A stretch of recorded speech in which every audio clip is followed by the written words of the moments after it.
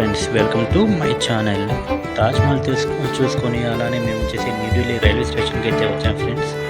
ఎందుకంటే న్యూఢిల్లీలో కూడా మనకైతే చాలా చూడాల్సిన ప్రదేశాలు ఉన్నాయి, అందుకనే వచ్చాము ఇక్కడ.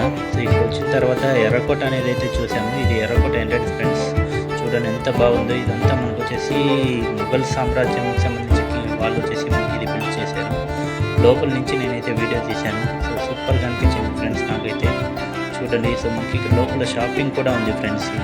లోపల చూడండి, బాగుంది కదా.